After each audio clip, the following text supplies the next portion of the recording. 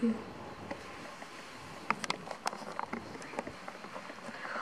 hi, I'm back. It's me Sophie and welcome back to my YouTube channel. So sebelumnya aku mau mengucapkan Dirgahayu Republik Indonesia yang ke-76. Okay.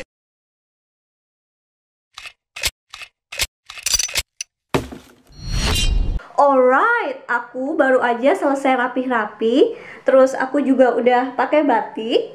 Kira-kira aku mau kemana ya?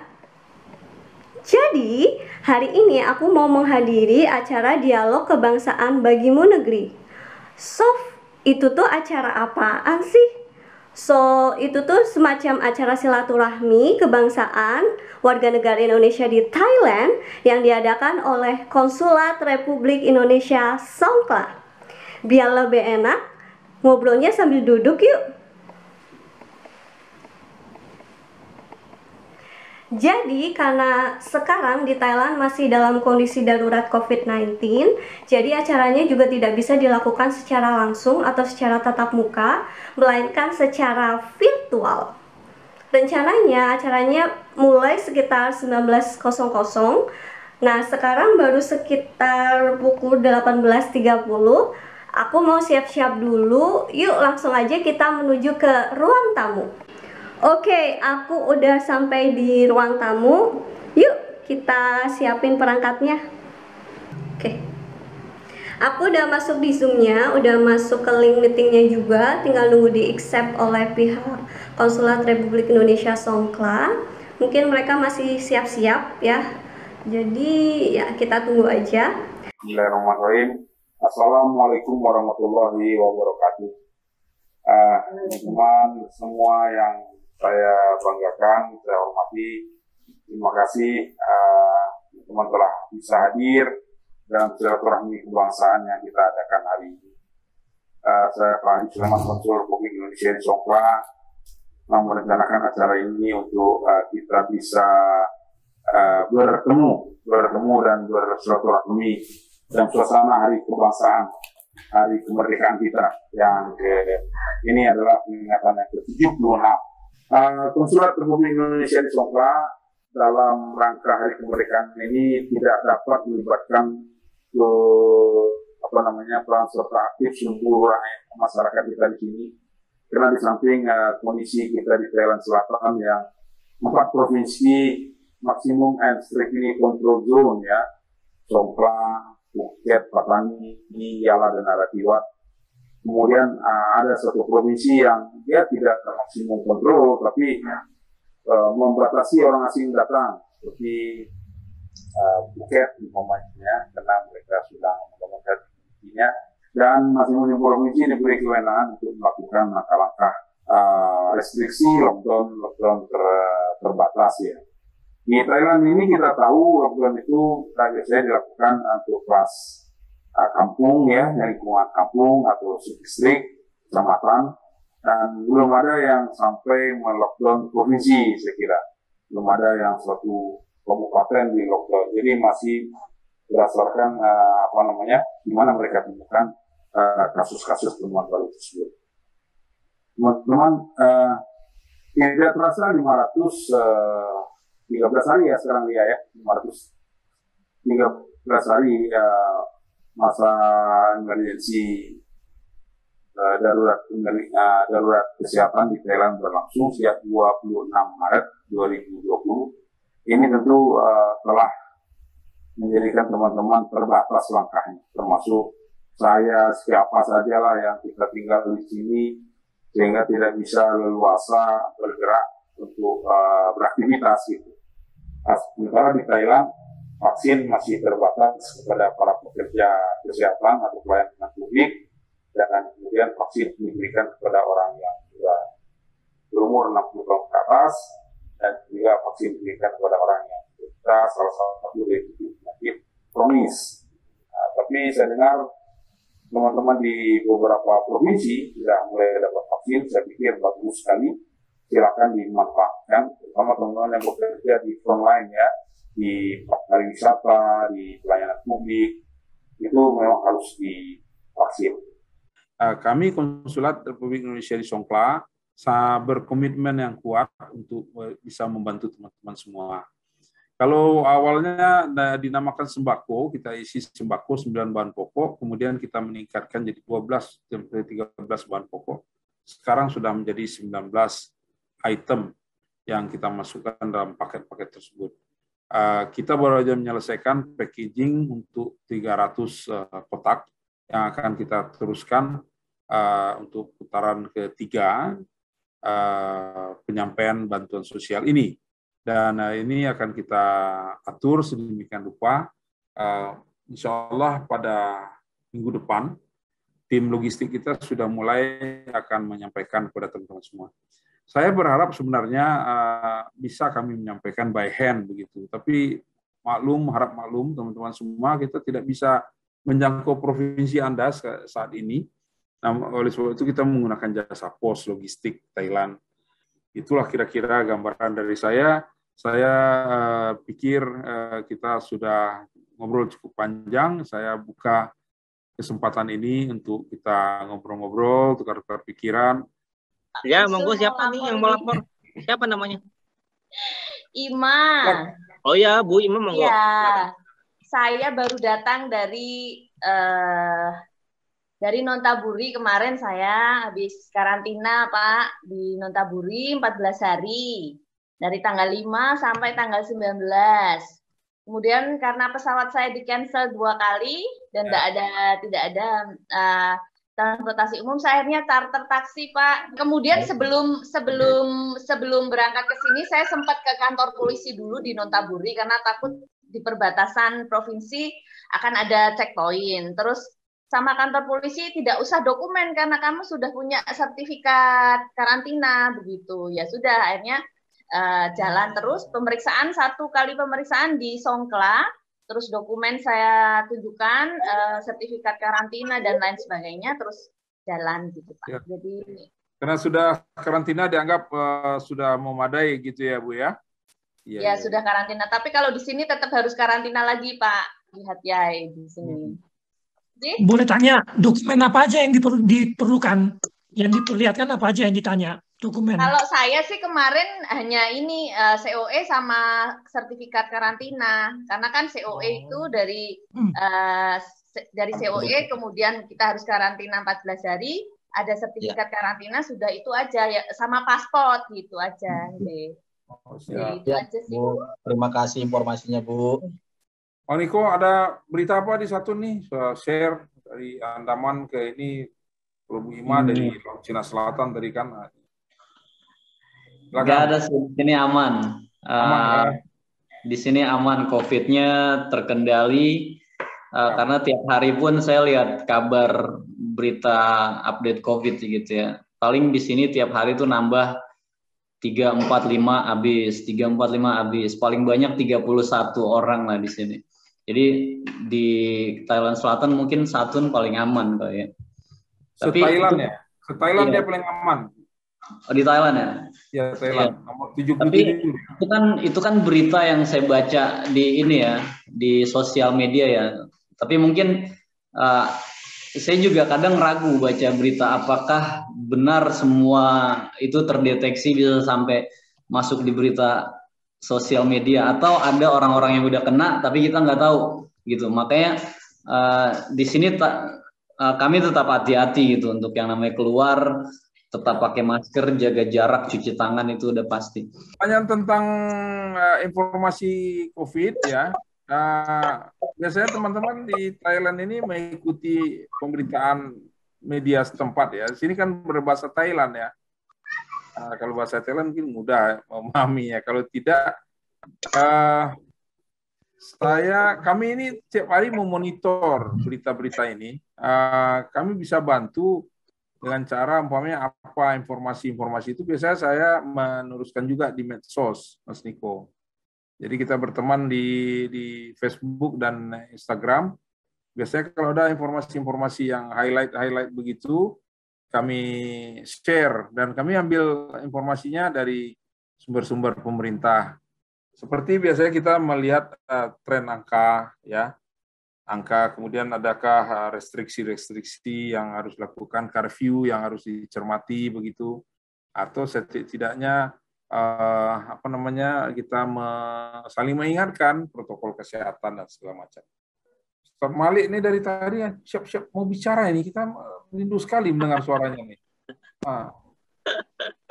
Ustaz. Alhamdulillah, assalamualaikum warahmatullahi wabarakatuh. Mungkin Waalaikumsalam warahmatullahi wabarakatuh. Mungkin kalau saya menginformasikan untuk COVID di Yala, kalau di Yala mungkin termasuk cukup tinggi juga karena angka kenaikan COVID terus bertambah dan di tetangga-tetangga rumah saya pun juga ada sebagian yang terkena COVID. Tapi sekarang alhamdulillah saya juga stay di rumah, ngajar online, dan alhamdulillah aman. Dan sudah vaksin. Soalnya dapat bantuan dari sekolah juga untuk vaksin untuk guru-guru. Ya, mudah-mudahan ya. Memang ini untuk orang asing sedikit agak tersendat ini, tapi programnya cukup jelas ya. Skemanya cuma 3 saja, orang yang bekerja di frontline kesehatan, dan orang yang berusia lanjut, di atas 60, dan orang yang menderita sakit kronis. Sisanya ini memang ada beberapa agak membingungkan memang tentang skema penyediaan vaksin di sini, di Thailand. Kami pun sempat terombang-ambing juga di konsulat ini. Ngomong-ngomong, kalau Bu Ima sudah kena divaksin ya di tanah air ya, Bu Ima ya? Saya baru 1 kali dosis, Pak.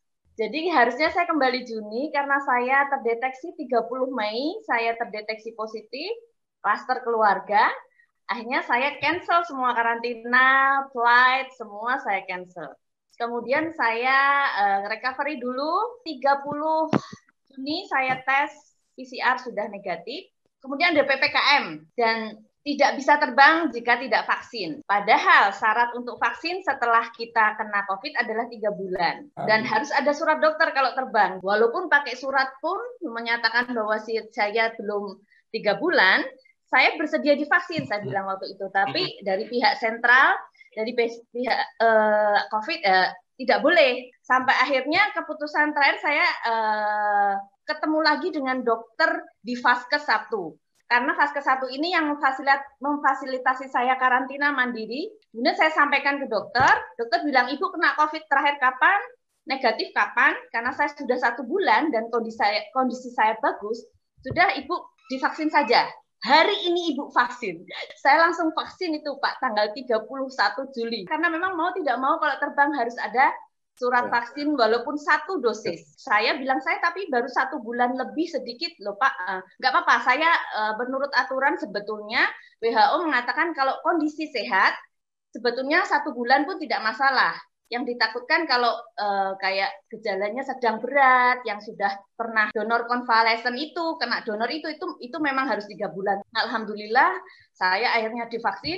Tanggal 3 saya tes PCR negatif, tanggal 5 Agustus saya berangkat, langsung terus saya ini karantina, Pak. Terima kasih informasinya. Barangkali Ibu juga harus segera juga koordinasi dengan pusat vaksin di PSU ya Bu ya. Phuket kayaknya nggak ada masalah kan, lagi diburukan juga kan pervaksinan ini kan ya? Lancar Pak di Phuket, alhamdulillah. Lancar ya, alhamdulillah ya. Cuma hati-hati juga di situ ada local transmission ya, kawasan-kawasan pemukiman pekerja asing, camp-camp pekerja asing ya di bidang perikanan itu menjadi klaster penyebaran virus juga di sana. Itu dicermati, hati-hati pergerakannya. Nisa gimana kabar? Diam-diam aja dari tadi, lihat aja dari tadi. Suaranya mana? Siapa ini? Kita ini. Yuk. Selamat malam Bapak. Ya, selamat malam Nisa. Alhamdulillah saya sehat, Bapak bagaimana? Alhamdulillah, ini Pak Sam yang suaranya agak serak-serak setelah divaksin.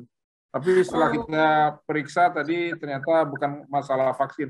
Laptopnya baru Pak Sam ini, belum. Alhamdulillah. Iya, jadi agak gangguan di suaranya gitu ya. Ini saya sudah tidak disatur lagi, Bapak. Saya sudah pindah ke Krabi. Alhamdulillah. Krabi? Iya. Oh, ini. Pindah kemana Mbak Sofia? Kenapa? Pindah kemana? Pindah di Krabi, Pak. Di Krabi di mana? Krabi di Aulek, Bapak. Yang sekolah kemarin Oh, klaster sekolah Anuban Muslim Krabi School. Iya, iya. Hati-hati di situ ya. Akomodasimu di mana di Krabi itu? Alhamdulillah di sini saya diberikan rumah, maksudnya kayak disewakan rumah, terus Ya. untuk mobilitas diberikan sepeda motor, jadi aman sih. Tapi kan sekarang sedang lockdown, jadi tidak bisa pergi pergi keluar terlalu sering. Terus kita juga dari mulai Juli kita sudah kelas online, jadi. Yang penting paketannya komplit lah supaya bisa Iya. online itu. Ya. Betul, Pak. Nanti Alhamdulillah aman. kalau udah mulai aktif lagi di YouTube nanti kita kita saling bikin aktivitas bersama lah. Ya, insya Allah Bapak, saya tunggu. Siap, Pak. Ini ada juga teman kita Bu Mili. Say hello kepada teman-teman. Assalamualaikum, saya Ibu Meli asal di Indonesia, dari Surabaya, tinggal di Patani.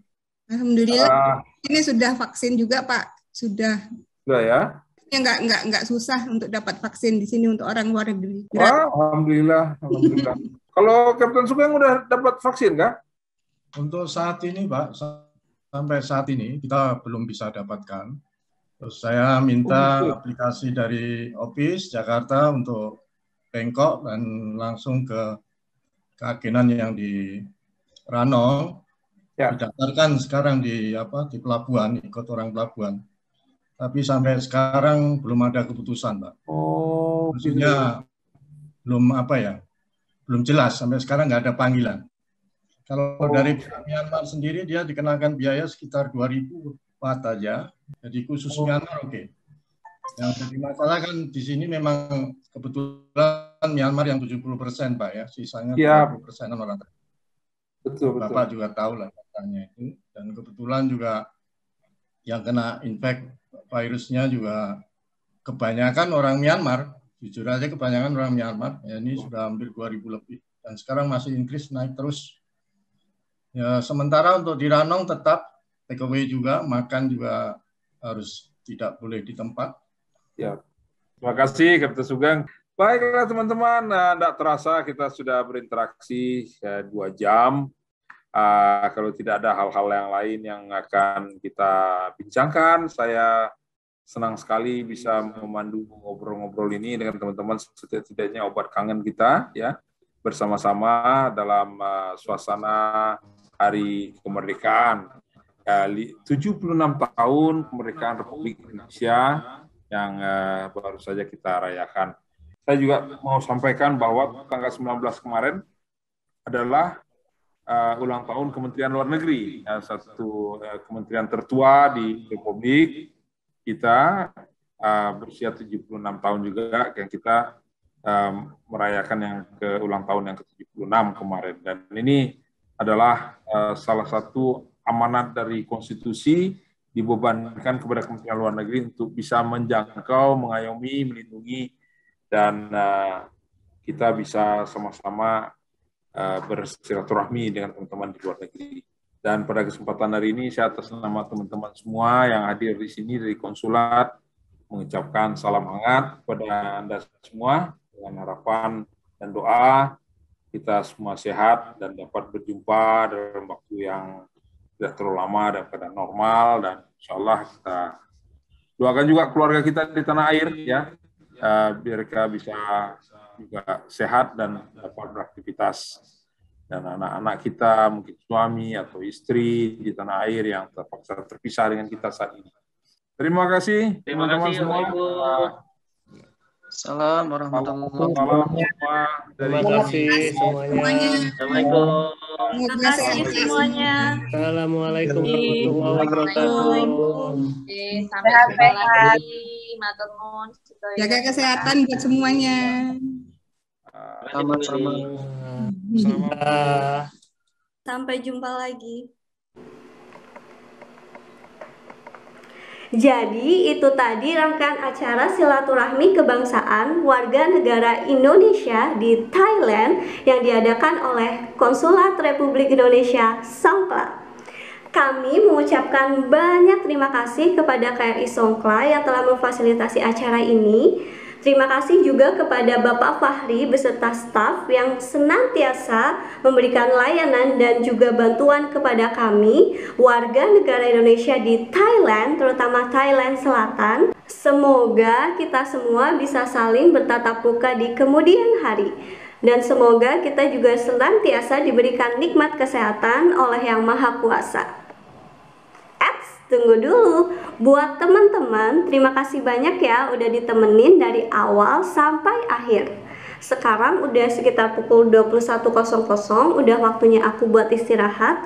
Teman-teman juga butuh istirahat kan? Jadi, sampai jumpa di video selanjutnya.